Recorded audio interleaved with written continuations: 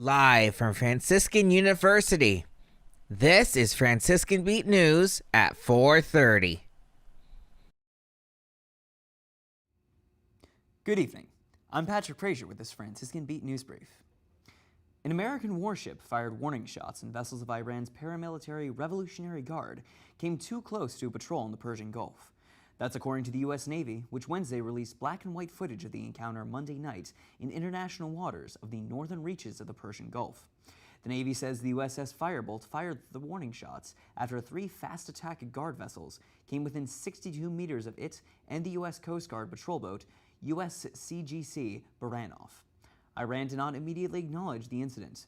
It was the second time the Navy accused the Guard of operating in a, quote, unsafe and unprofessional manner this month alone after tense encounters had dropped in recent years.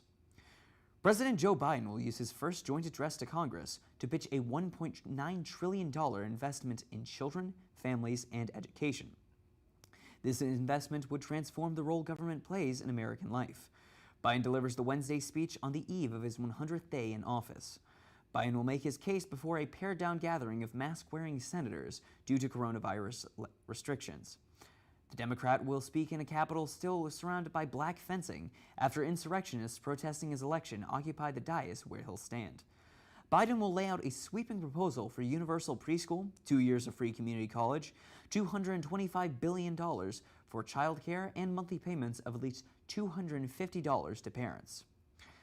Arizona Governor Doug Ducey has signed a sweeping anti-abortion bill banning the procedure if the woman seeks it solely because the fetus has a genetic abnormality such as Down syndrome. The measure he approved Tuesday has a host of other provisions championed by anti-abortion groups, including a requirement that fetal remains be buried or cremated and conferred civil rights on a fetus. Ducey is a Republican who opposes abortion and has never vetoed a piece of anti-abortion legislation. Republicans who oppose abortion in the legislature backed the measure. Democrats unanimously opposed it and called it an attack on women's reproductive rights. Ohio's legislative leaders are negotiating a potentially fast-moving constitutional amendment that would allow September deadlines for making state political maps to be extended because of pandemic-related delays in the 2020 census. Republican Senate President Matt Huffman told reporters Tuesday that he has convened 2 meetings since last week with GOP House Speaker Bob Cupp, Senate Democratic leader Kenny Yuko, and House Democratic leader Amelia Sykes to discuss the idea. A 3/5 majority of both chambers would need to agree to the proposal by next week in order to get it on the August special election ballot, he said.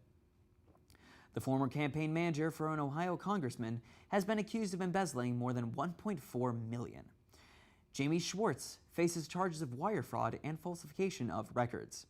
The U.S. Attorney's Office says the 41-year-old Schwartz stole the money from Republican Representative State Shabbat's campaign by writing checks to himself and his companies that were for more money than they had earned. If convicted, Schwartz faces up to 20 years in prison. Schwartz's attorney, Kevin Tierney, told the Cincinnati Enquirer that his client, quote, accepts responsibility for his actions and is extremely remorseful, adding that Schwartz has cooperated with investigators.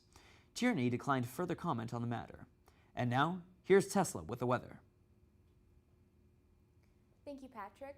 So it looks like it's a bit warmer this week. Today we have, it is mostly sunny with a high of 79 degrees, a little bit of humidity, and tonight it'll cool down to 61 and it'll be mostly clear skies. And now for the next few days over the weekend, it looks like we're gonna have a bit more rain and a bit of humidity here and there. It'll be a bit more cloudy, so be sure to bring your umbrellas and be prepared for some rain. All right, back to you, Patrick. Thanks, Tesla. From all of us here at Franciscan Beat, I'm Patrick Frazier. You stay classy, Steubenville.